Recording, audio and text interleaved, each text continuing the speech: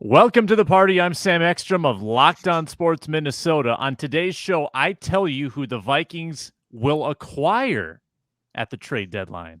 Ooh. I'm Luke Braun of Locked On Vikings, and unlike the Vikings, I successfully got my shoes on today.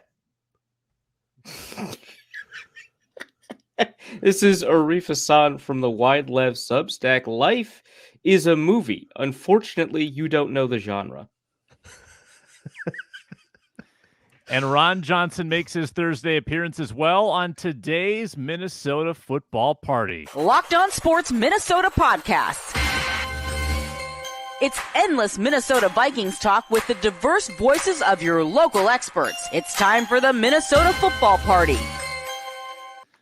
What is up, everybody? It's the Minnesota football party on Locked On Sports Minnesota and the Locked On Vikings podcast feed. We welcome you in to today's program where we get our final reactions into Vikings 49ers and preview the border battle. Vikings-Packers Sunday at noon.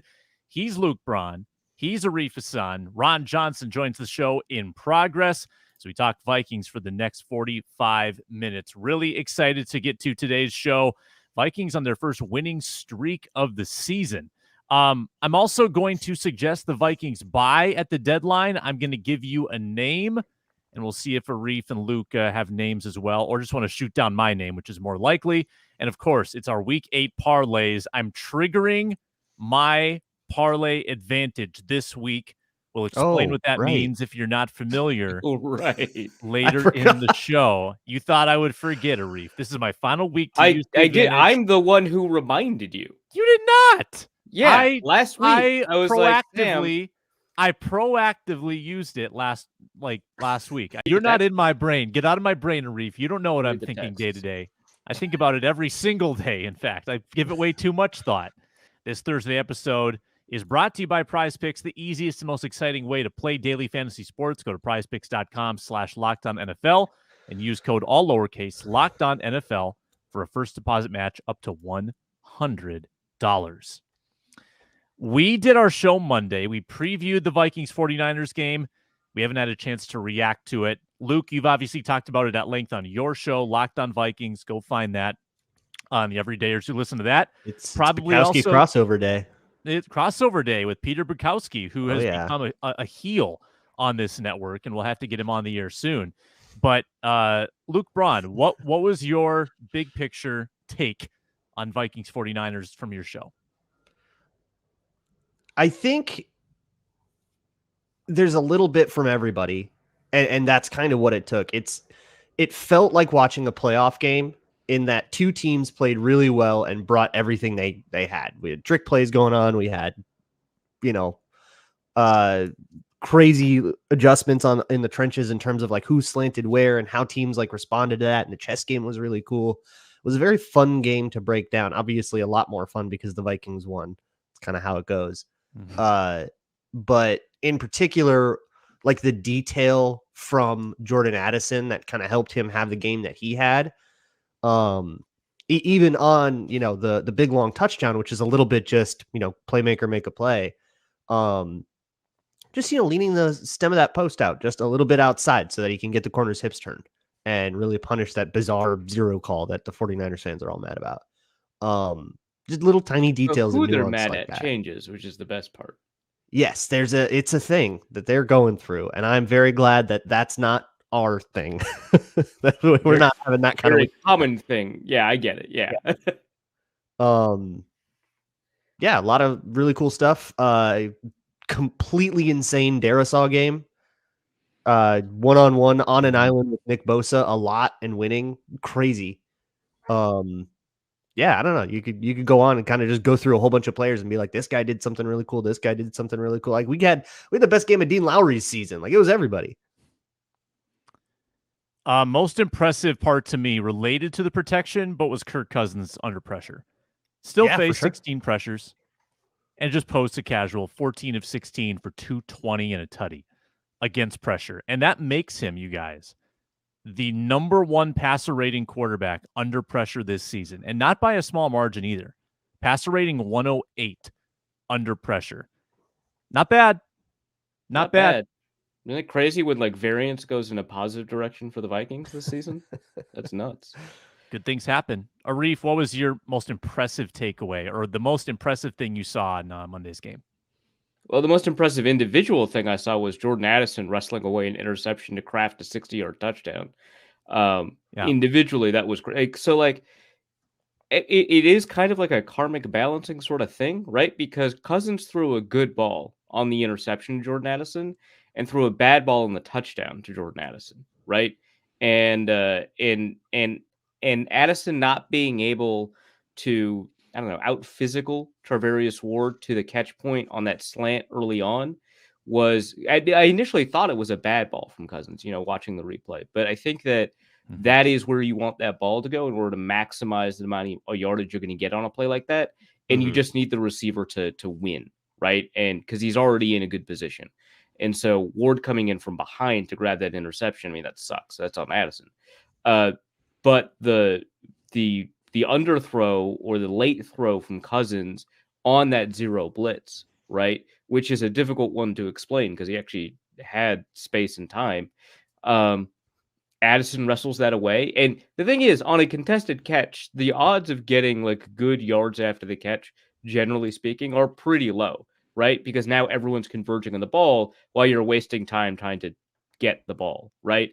But because it's a zero call, there's nobody up top, right? People have to turn around to get to you. So he gets the ball out in time, runs down the field. Phenomenal. So individually, that was the most impressive thing. Collectively or holistically over the course of the whole game, Cousins was the most impressive thing to me. I thought that he did phenomenally, right? I think that there were like 3 mistakes basically that he made all game. And, I think like 2 of them were basically on the same drive in terms of not getting that touchdown in.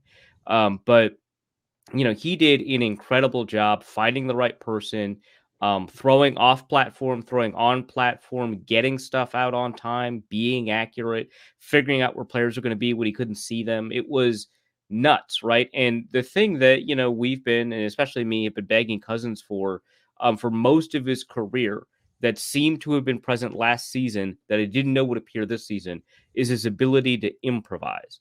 And he improvised in this game. And I think a lot of quarterback improvisation looks like Lamar Jackson, right? That's the thing that we think of when we think of it. But like a lot of creativity comes from players like Matthew Stafford, right? Who know when to adjust their looks, know when to adjust their reads, know when to adjust their timing after the snap, change their arm angle, stuff like that outside of the confines of the structure of the play. We saw that from Cousins today in a really, really huge way.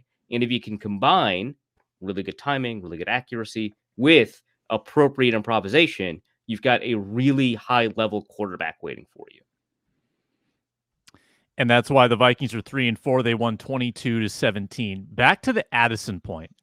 He's having a pretty phenomenal rookie year. He's now up to 400 yards and 29 catches and 6 touchdowns.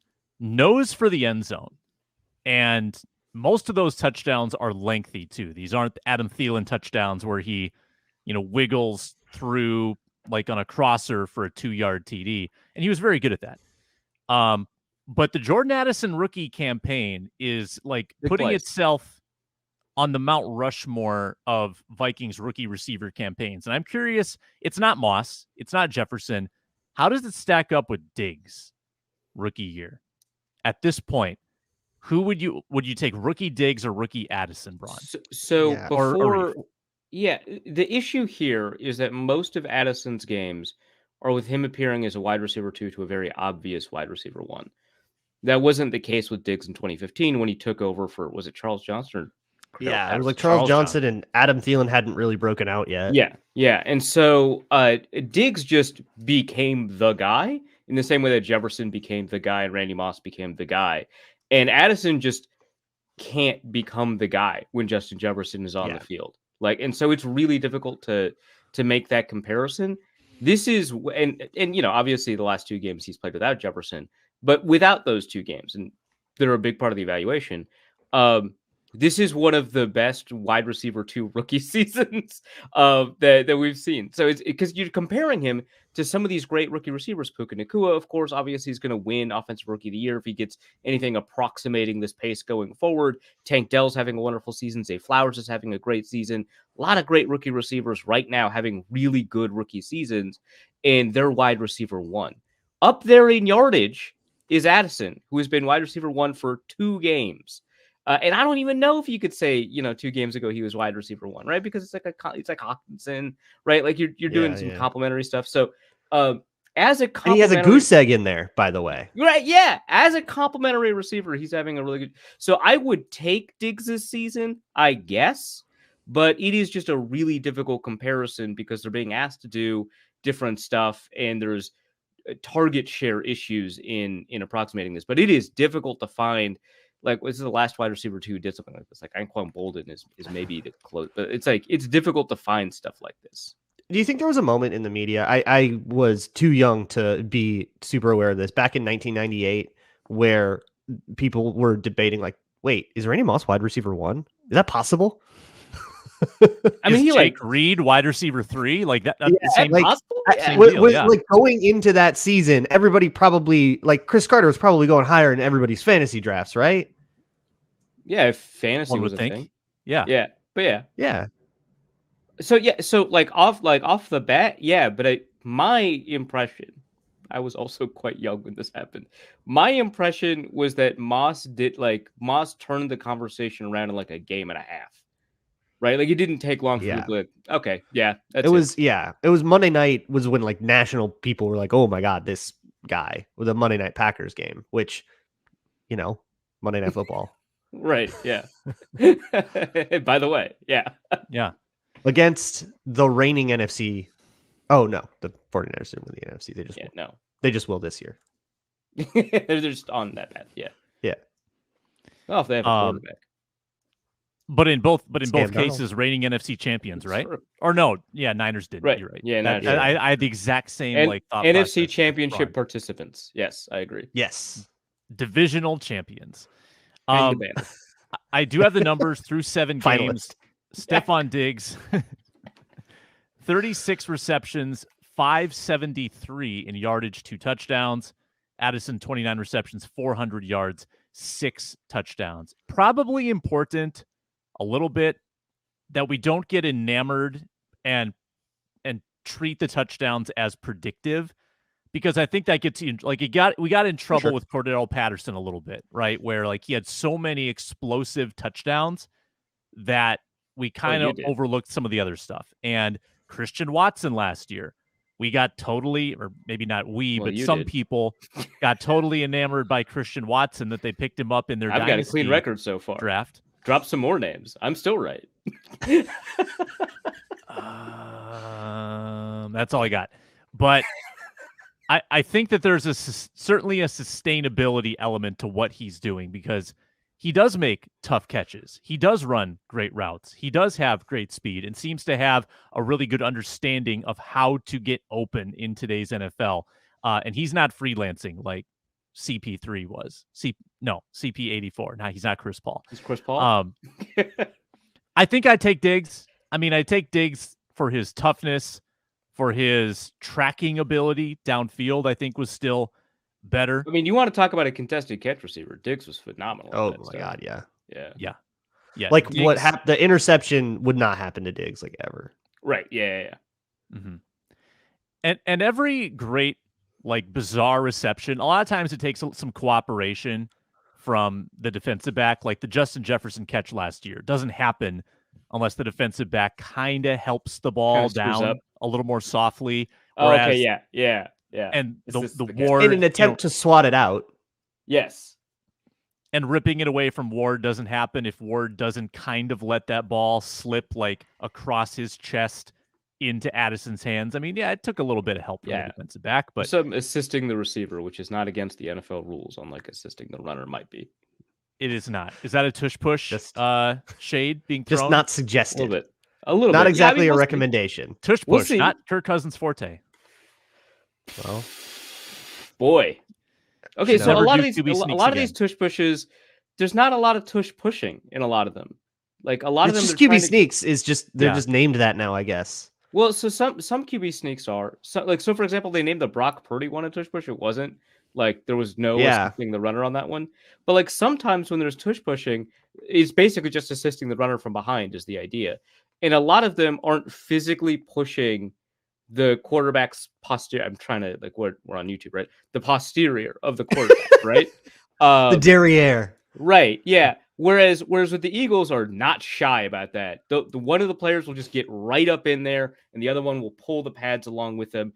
And a lot of them, a lot of NFL tush pushes that are not from the Eagles are just like, let's just grab the pads and kind of pull them along. And it's like, no, get in there, man. It still feels to me like the Eagles, if you did ban the push element of the tush push, the Eagles' success rate would not change. It feels like they can still just bowl you over like 3 yards back on every 1 yard situation. I would imagine it would change, but relatively marginally. We're talking about a change between 98% and 90%. Yeah, like So I looked at Jalen Hurts. Like they're just good at sneaks. Like on over the last 2 seasons on conversions with 1 yard to go. Jalen Hurts is 48 of 54, and his average yards per attempt is 1.5. Let's go. Like, Arif's dead. That's so funny. That's so stupid. Well, okay, so this is the thing. Yeah. I know we're like way off our line right now, but like the thing is, like, and I was thinking this like 2 weeks ago, and Nick Sirianni just said it at his post-game presser. The Eagles are playing with 9-yard downs. That's how you have to think of it. And how as a defense, you have to think. If you're not thinking that it's 1st and 9 every time they line up, you're behind. Like some defenses have already said, like some defensive coordinators have already said, don't let them get there is the way to stop it. But like you need to formulate your defense around the idea that the sticks are 9 yards away on first. The Eagles down. play on 1st and 9. Yeah. Like you just have to think of it that way. Ignore where the down marker is and just play it. Like if you're picket fence a yard sooner. If you're figuring out your landmarks, figure them out a yard earlier. Like that's how you have to design your defense against this team, which is a crazy advantage. It's like the dealer stays on 16 in blackjack. Like that is just some BS type of advantage. Yeah, exactly. About. Yeah. No, it's wild. And Kirk Cut, like there's a wave of momentum that Hurts kind of rides. It's like he just kind of fluidly falls forward. And then when Kirk tries it's just disjointed and he's upright and he's trying to lean and it doesn't. So a lot of quarterbacks go too high. A lot of offensive lines don't have Landon Dickerson and Jason Kelsey. Those are really important elements. And a lot of quarterbacks can't leg press a car. These are all, I think, really unique advantages to the Eagles. If it does get banned, they're showing that Purdy concussion play over it. Yeah, even though that's a sneak. That's not a push. Correct. It's going to be really dumb, but like also, probably, pushing 2 guys' heads into each other is probably not what the league wants long term. Yeah, I can't. But here's the thing: I cannot think of a safety reason to get rid of the tush push that broadly doesn't also apply to quarterback sneaks. There are a couple, but I don't know that they would because like the leveraging stuff can increase the odds. Yeah, I think it's that the quarterback loses a little bit of control of his own momentum. Like in a quarterback sneak, they're in complete control. Yes. Well, it's because they're going a lot of by times definition they're going head first. They're going head first. Yeah, they're going head first and they're driving themselves rather than being driven by someone else head first. A lot of times quarterbacks will lose control of their momentum on a quarterback sneak. Are you talking about like dives? Like just the goal line dive across kind of deal? and that's when because a lot of them they still do it on like 4th and 1, but a lot of them occur near the goal line, because you only need to get the ball across. You don't need to. There is a little bit of precedent for it in terms of what you aren't allowed to do on field goal blocking. Like defenses used to do that kind of thing to blow up the middle of a field goal blocking, like on defense, and that has been banned. So whatever, if they are going to address this in an owners meeting this offseason, that might be how things get modeled. We're going to step away and hear about DoorDash, and then I'm going to tell you guys who the Vikings should acquire at the deadline. Stay with us.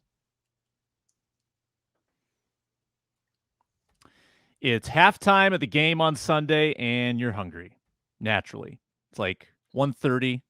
Vikings are up 20-7 on the Packers at halftime. You're feeling good. You're feeling hungry, though. You're famished. You need something fast. You got about 12 minutes until the third quarter starts. This is where you log into DoorDash, folks, and you order pizza, wings, soda, burgers, or just buns on DoorDash. Get it all delivered without missing the game. Get your favorite restaurant food. Get your favorite groceries. Get some chips and dip for your next football watching party or tailgate. They are the best way to get a quick snack. Get 50% off up to $10 value when you spend $15 or more on your first order when you download the DoorDash app and enter code LOCKED23. That is LOCKED23. 50% off, $10 value when you spend $15 or more. Subject to change, terms apply. Seriously, folks, check it out. Join DoorDash today. Groceries, snacks, deliciousness when you want it.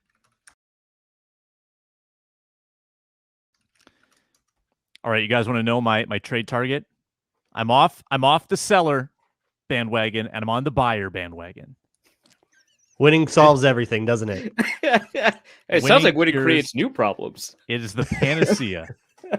Yeah. Winning destroys your draft position. They shouldn't have done More it. money, more problems. Now, this is what the Vikings are going to do. Could even be a boat. They're going to acquire Josh Uche from the Patriots. Uche. Okay. From the Patriots. Patriots love him. That's like one of the players they really like, actually. They didn't like him enough to engage in extension talks, Arif. And the Patriots love dumping these pass rushers. And what better, instead of dumping, why not acquire? He's a pure pass rusher, 25, former second-round pick, a lot of tread left. Might just be a rental, but if it's just a rental, the price won't be ludicrous. I would love this move. I would absolutely love that move. Yeah. Sure. How much would he cost? What do you think? Sam, you're the one proposing it. If the Patriots are really not engaged in Uche, I would think that probably late second round, early third round plus some change or something like that. But no, okay. I don't know. I would have said a third. I like them. Patriots aren't going anywhere. So you don't want Brian Burns? Maybe I'm wrong. Maybe I'm wrong about this. It seems like Burns would cost a little more. 100% he would cost more. Yeah, he's also a much blockbuster. I think Uche is a little more of that in between where he's not like an every down guy at this point. And you might be able to only spend a third. I'm just saying the Vikings do not have an edge rusher on contract in 2024, except for like Pat Jones, which, good for him. Will be in the last year of a deal. Yeah, right. Yeah. So, I just you trade for Brian Burns, sign him to a long-term extension. The Davenport ankle is going to be a problem all year. I feel like that's two ankle aggravations. You might, if you want to bolster that pass rush, you're going to need some help. And that's one avenue. Or Josh Uche. Let's ask Ron Johnson of the Ron Johnson Show. He's at 3Ron Johnson on X. Joins us every Thursday. Ron, I've just proposed that the Vikings go trade for a pass rusher. I'm saying Josh Uche. The Patriots doesn't have to be Josh Uche. What do you think about the Vikings getting some pass rushing help at the deadline? If it fits and if it works, yes, because I did hear you talk about the Marcus Davenport thing. Yes, I think that's going to be very problematic. Unfortunately, this is what a lot of people were worried about with Marcus Davenport. His whole career has been injury ridden. And this is just another kind of like saga of, he's probably out 4 to 6 weeks. And at that point, do you put him on long-term IR and then go get somebody? And I think that's the key here is, if the Vikings win out, like I said, I think they can win the next 6 games. Is he healthy to come back, or do you need to realize like, hey, we might finish with 10 to 11 wins we do need somebody to help us in the playoffs. When you think about all the playoff teams, quote unquote, are going to have elite pass games, elite passers, and guys are going to you're going to need to get up to the quarterback. The other part of this too, though, is, which is funny you say that, I just saw another publication post that the Vikings should trade Danielle Hunter to the Ravens. So it's absolutely nuts out there right now in the trade world because people are just trying to like create stories. If the Vikings were to trade Danielle Hunter, I'm pretty sure Halloween would be canceled.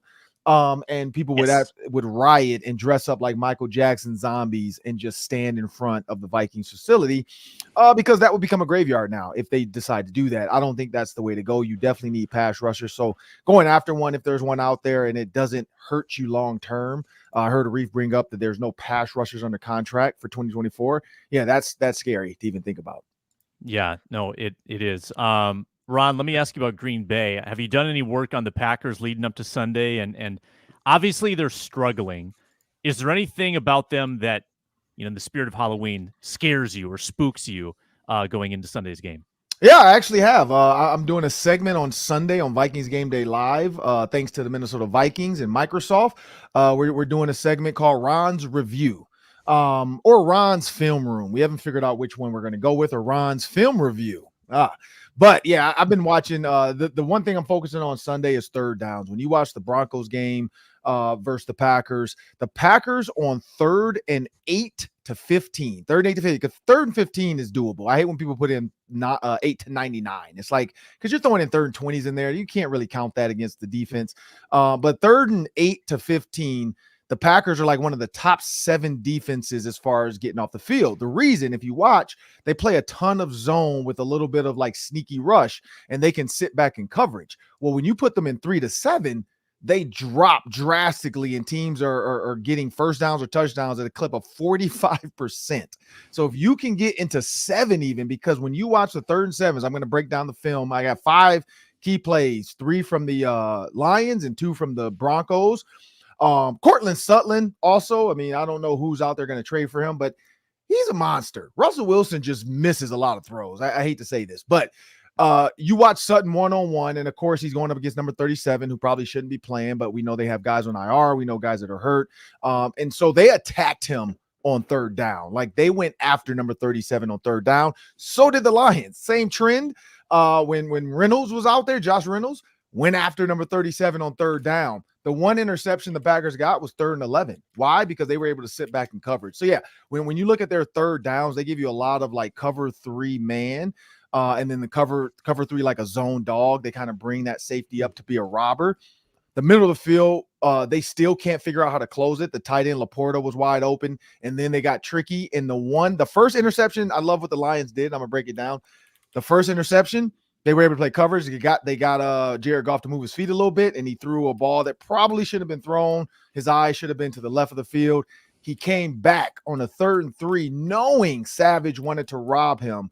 He kind of like hesitated, looked at the second follow route, and then follow up a Reynolds behind him on the deep over. 3rd and 3, now that's the key. It was man. They were hoping to get like a route to the sticks, and then the Lions said, if you can give me 1/2 of a second, give me a half a second, so I can hit this over route or dig route behind the 2 follows. He had a shallow and then a follow route because Savage jumped it. And it's so funny, too. When you watch him complete that one, it's like 3rd and 5 or something, 3rd and 3. You see Savage right away, like, slam his hands to the ground like a little baby because he realized, like throwing a tantrum. Like, I was there. You were supposed to throw this route. Why did you throw it? It's like, dude, because they know what you're trying to do. Like, they saw this in the interception. Incredible. Fool me like an open receiver being like, right, come on, throw it my way. And he like literally jumped up in the air and slapped the ground with 2 hands. Like, what are you're a grown man. Like, you just got beat. You guessed wrong as a safety. And so my point to that is, yes, I watched it. What the Vikings are going to have to really do is they want to be in manageable 3rd downs, 3rd and 9, 3rd and 8. That's when the Packers feel like they can sit back a little bit and let the rush get to you because you have to run longer routes. 3rd and 3 to 7, for some reason, their defensive system is a little bit panicky. There's one 3rd and 3 against the Broncos with Sutton. They put I'm drawing a blank on his name. Nixon. They put Nixon on. I think it was Nixon. No, who's number 37? Carrington Valentine. So they put Valentine on Sutton on the go route. He beat him. And then they did it again on the slant, and he made him look he just turned him around like a top. And there was a single high safety. The safety was probably 10 yards deep, which I still don't know why he's so deep on 3rd and 3. But yeah, there's some things with this offense, this defense. And the one reason too, on another part of this, and I'm gonna break it down Sunday, is the motion.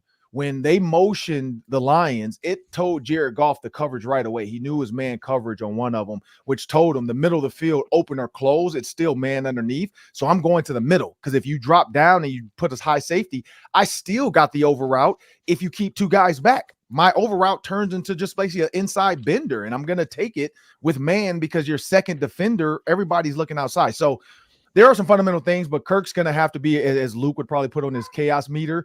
I don't know if it's conservative Kirk, or I don't know where, but he needs to be like lights out Kirk as far as understanding the coverage and the down and distance. The down and distance is going to really tell him what covers they're in. Nothing wrong with the game in the yellow on the chaos meter. Game manager Kirk, dish it out, be a point guard, get a dub. No shame in that. Arif, what do you got? Yeah, I just kind of like Jordan Love, just kind of generally, right? I felt like he started the season out okay. I don't want to oversell it, but you could say it. He was good early on. You could say it. It's okay. And these last couple of games have been you can say it. Somewhere between alarming and catastrophic, right? Exactly. Yes. Yeah. So, yes. What do you think has happened that has led to this relative decline in performance, and who do you think Jordan Love is overall in the final analysis? I don't know. I think Jordan Love realized Peter Bukowski was falling in love too much with him, so he was like, you know what? Let me end this relationship now. This is not where no. So again, the 2 games I've watched so far are the Lions and the Broncos, and when you watch the Broncos specifically, I don't know. I feel like Matt LaFleur is almost like thinking like, okay, this is Aaron Rodgers, but like, can you do what Aaron did? And he can't. Like, he's putting him in situations sometimes where he knows where the ball needs to go. He knows what the coverage is, but he's not giving them any help, any indicators. When you watch the San Francisco 49ers, and I don't know if you watch Peyton Manning's breakdown of it, they do a ton of crap before they even snap the ball, but they do it to help out their young quarterback. Now, people can call him a game manager, call him what you want. Brock Purdy's good, but they help him. Matt LaFleur is almost lining up like thinking, okay, you're Aaron. You do what Aaron would do. If you need to move the tight end over a little bit just to help yourself out, if you need to switch and then switch back, like do whatever you need to do, but that's not Jordan Love. So then when he comes to the line, and specifically looking at this, it was a go route. Comes to the line of scrimmage against the Broncos, clearly throw the go. He throws it at the back of the receiver, and the safety is like off. He's not off the hash yet. So it's like there's no reason to make a back shoulder throw. The safety's not going to affect this ball. Just let it drop into the basket. And I know his arm is strong. Everybody said he has a strong arm. I don't know if he's overthinking it, trying to make the perfect throw, or if he just doesn't have it. And that's where they have to figure this out. Like, if you see it in practice, okay, great. What's going on in the games? But if he's not even doing it in practice, because everybody's saying, oh, it looks like he's short arming throws, looks like he's underthrowing guys, there's got to be something to it. So, or is there some hidden injury they haven't told everybody about in his rotator cuff or something? Because again, like there's all kinds of things out there. But I truly believe that early on he was good. People started to figure him out. Like, hey, let's just sit back for a minute. Don't give him any indicators, and then let him just snap the ball and then freak him out. And that's what happens. You saw the Broncos do it where they kind of just moved the safeties at the last minute. And it's almost like he was like, wait, y'all aren't in cover 2 anymore? Well, go back to cover 2. Go back to cover 2. Like, like like when Phoebe and Ross and everybody, when Phoebe and Ross saw Monica and Chandler making out, like, don't do that. Don't go back. No, get off of her. Like, it's like literally he backs up and he sees it, and you see him staring at the safeties like, okay, wait, they're not where they were a minute ago. Where do I go? Oh, let me just throw it here. And it's a bad throw, or it's late. And so I don't know. I have no idea. Maybe the first, like you said, Arif, maybe the first couple games, nobody had any film on him. So they just were like, let's see what he can do. And he did look like Aaron Rodgers on some throws. And now maybe the film is out and defensive coordinators are watching. And so that's why this game to me, and I hate to use this word, but it's sexy when you think about what Brian Flores might try to do to confuse Jordan Love. Because if you thought he confused Brock Purdy, oh my goodness, Jordan Love, like I am like, this is like I'm thinking about the dude from The Water Boy in the suspenders when he's sitting in the stands and just, Like when the moment finally hits, like it's just sexy to think what Brian Flores might do to him, but it sucks that Marcus Davenport's not healthy because I am really like, it's annoying because when you get a glimpse of it, it's like, oh man, this is the best restaurant ever. And then it goes out of business. And it's like, all right, what the hell is going on here? So that's a little bit of it. But yeah, no, I think Jordan Love is good. I just think there's something either mentally off with him or Matt LaFleur is not helping him out. Ron, you got 4-3 Gophers, winning record. Oh yeah, took one from Iowa. Yep, playing Michigan State. How are we feeling? Well, Michigan State is a dumpster fire. They don't even want to put it out. They're just like, look, like just let us burn. Like Usher, let it burn. Like they're not even trying to spin it. Like they're not putting any articles out. They're just like, let's sweep this up. Because I mean, honestly, too, it looks like with the text messages now, this looks like it might be fraud. I mean, who knows what the heck is going on? And they're like, we got to pay this man now because we tried to get him not to pay him the $70-something million. And now we probably owe it to him because he didn't do nothing wrong. Like, there's just so much wrong with this. But with the Gophers, and this is what's going to hurt. When you look at the next 5 games, Ohio State is the tough one that probably isn't a win, but you never know in college football. That's why I love what PJ Fleck said that Jim Tressel told him. Like in college football, you just never know. And Jim Tressel knows because we went there and kicked his butt in Ohio State. Or I think we were the reason he got the job there. I think we got the other coach fired. Yeah, I'm pretty sure we did. So Cooper was the coach and we got him fired and then Tressel got the job. So Tressel's like, thank you, Ron, for doing that to Nate Clemens. You got me the job at Ohio State for a little bit. But when you look at college football, if they win if they win 4 out of 5 and go 4-1 down the stretch, that Northwestern game is going to haunt them because if they beat Northwestern and don't collapse, they're in the Big Ten championship game. And so that's what's so frustrating is because the one foul ups were Iowa, Wisconsin, Ohio State. Now you beat Iowa, you're like, oh wow, that was the one we didn't even know if we could get. You probably can beat Wisconsin at home because their running game by the end of the season, I think Braylon Allen is going to just rest for the NFL. And if you look at Ohio State, that's the one you knew you were going to lose anyway. You knew you were going to lose North Carolina, but it didn't matter. And then you're like, Northwestern?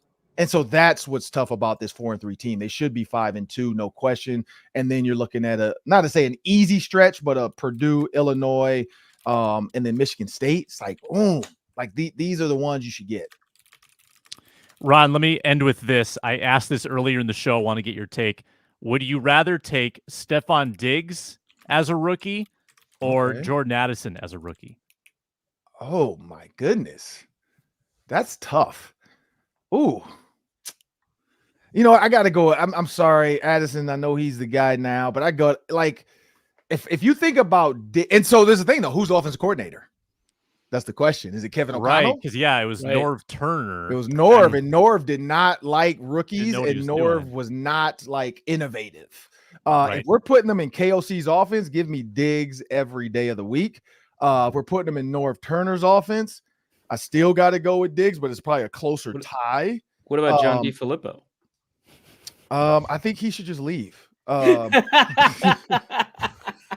He did. I think he's still in the XFL. Is he still a New Orleans Breakers? No, so I'm not gonna hate on Filippo. I actually liked him when I met him. Here's the thing, because I did talk to him about the RPO. He can't run that with Kirk Cousins. I'm sorry. Like it doesn't work with Kirk Cousins. It doesn't work with Sam Bradford. It doesn't work with Case Keenum. Like it doesn't work. Like, so we know what Diggs is, and I can deal with his stuff. I actually talked to Diggs and people close to the organization. A lot of Diggs' issues that people did not know about was some of the behind the scenes stuff with management, where he actually went to them about issues he had, whether it be racial, whether it be age, like because he's young, they were treating him a certain way. And a lot of them swept it under the rug, and then it blew up. And then everybody's like, oh, how do we protect this? How do we stop this? How do we make this better? It's too late. And it was time for him to go. So it was other stuff behind the scenes. Like I talked to some of the weight coaches and, other players that are no longer here that are willing to talk about it. That's the thing. Same way. What's his name? Sam, when he told us about the boat story. Like when people leave, then they want to tell you all the truth to it. Yep. When they're here, they're like, oh no. Yeah. Like, it was a clean boat ride. Like nothing. When they leave, it's like, oh yeah, we were pissing in people's bushes in Minnetonka. Like, whoa, What? Okay, now we see why the dogs were barking. Like Now the kissing on truth their comes lawn. out. Yeah, like what are you doing? Like, yes, the cops are going to get called. I got a 6'6", 300-pound dude pissing in my backyard. Can you please get over here, officer? Because I'm scared. He pulled his pee-pee out. Like, what are you doing? So, Yep. And with that, we say, listen to the roundtable tomorrow for more Ron Johnson, Reggie Wilson, Julia Daniels, myself. Maybe we'll bring this up again, Ron. We'll talk about salacious Vikings boat rides. I like how I'm scared he pulled his pee out is Vikings analysis. Yeah, no, that's fair. That's on topic. Yep. That's why you just like, who was it? Crowder Channing, I think, the linebacker for the Dolphins that does the pivot. He just peed on himself. Like he said that. He said he would pee on himself in games, and then he yeah, like super weird. So you can either pull your pee out or you can just pee on yourself. So there's two options. There's two options. Yeah. Yep. Ron, we appreciate it. At 3 Ron Johnson. Oh man! By the way, Luke, Ron, I did want to point out we didn't talk about this. I thought you were going to bring it up, but you are dead on. Christian Darrisaw is an alien with some of the things he can do with his footwork and his size. Crazy. And so that's my other point to third down. I didn't get into that part, but just one clear moment taken out, and you guys talked to Luke about this. Third down, Christian Darrisaw is going to be key. If you watch how the Packers rush, they do a lot of twists. And so he's going to have to do a lot of resetting because we might have one guy and he's going to have to reset and get flexible and maybe help out with a second guy because they only send 4 to 5. Like they don't really send the house a lot on third down. So Christian Darrisaw is going to be the key. If he had a bad game, I think the Packers it might be closer than we think. Yep, we'll be watching for that, and we'll be watching for you on Game Day Live, Ron's Film Room Review. How's that for a name? I like that one too. Film room. Just put it all all together. R's. Yeah, put it all together. Nice.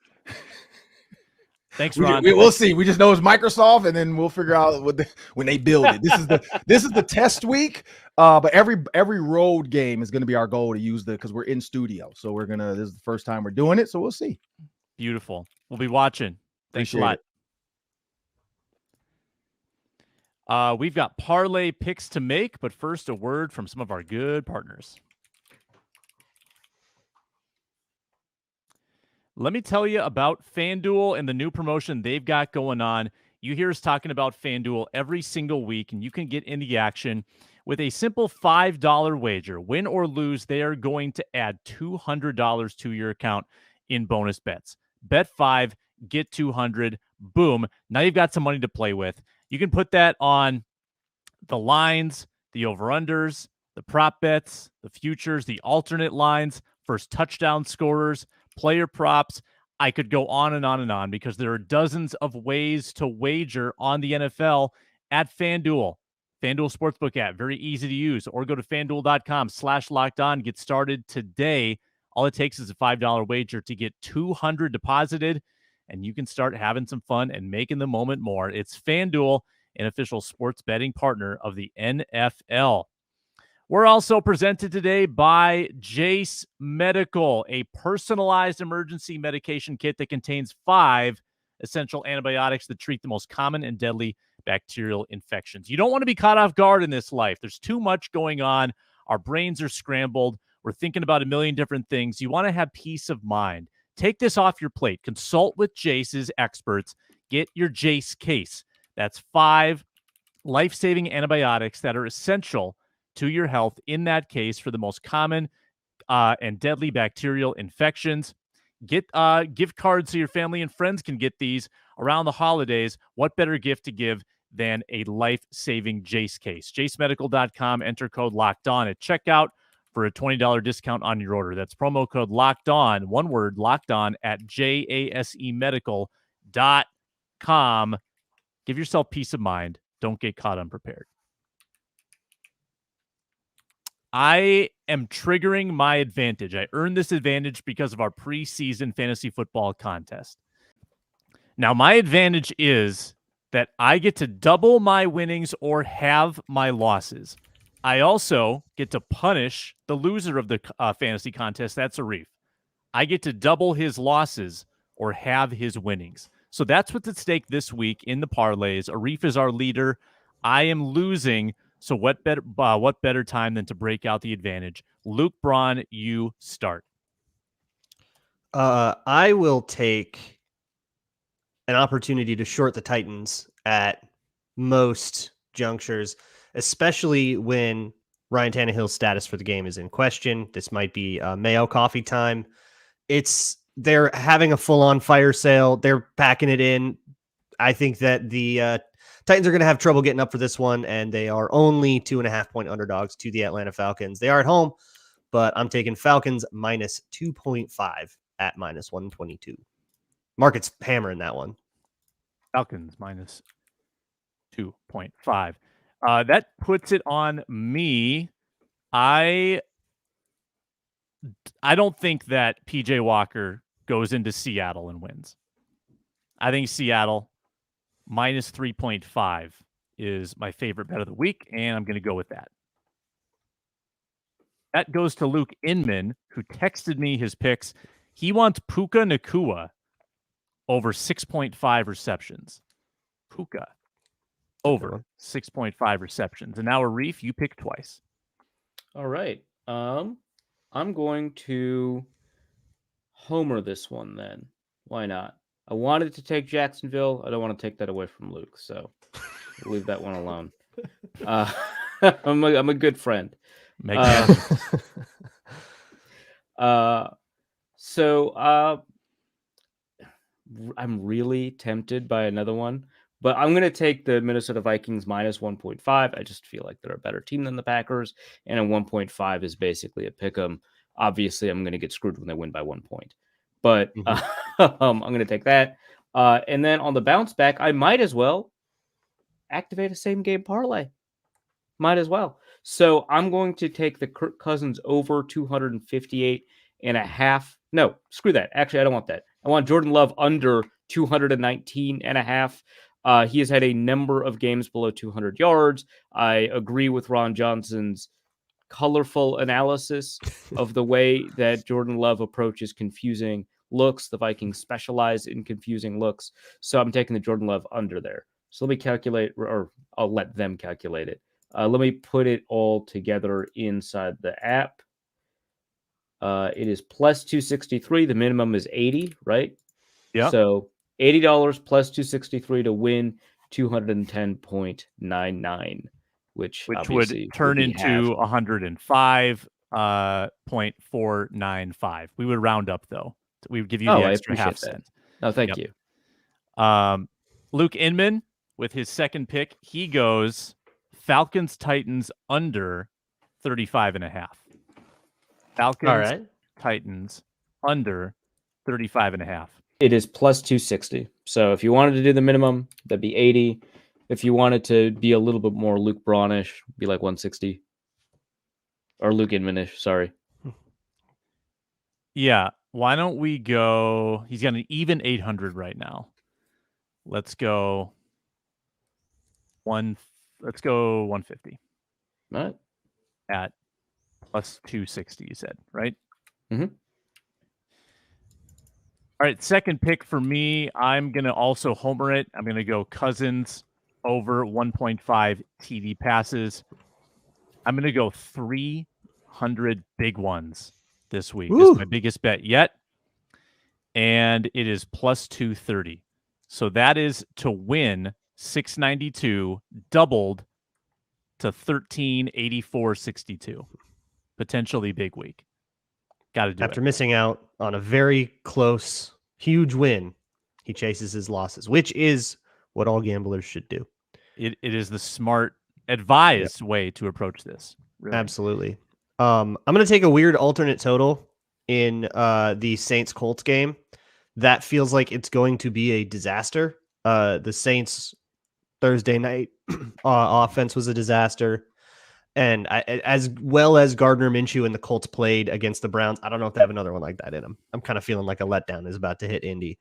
So I'm going to take a more aggressive total. I'm going to go under 39.5, which is at plus 154. That combines for a plus 362 parlay, and I'll put an even $100 on it. You got it. Bets are locked in. Can't be changed. and the advantage has been triggered. Huge swing possibly this week between Arif and myself. Can't wait to see it play out. Thank you for watching on Locked On Sports Minnesota. Please subscribe, and our everydayers also who listen on the Locked On Vikings audio feed, wherever you get your podcast. Thank you for that. And find us, of course, on the 24/7 YouTube stream on Locked On Sports Minnesota. He's Arif. He's Luke Braun. Thanks to Ron Johnson as well. And I'm Sam Ekstrom. We'll talk to you Monday on the Minnesota Football Party.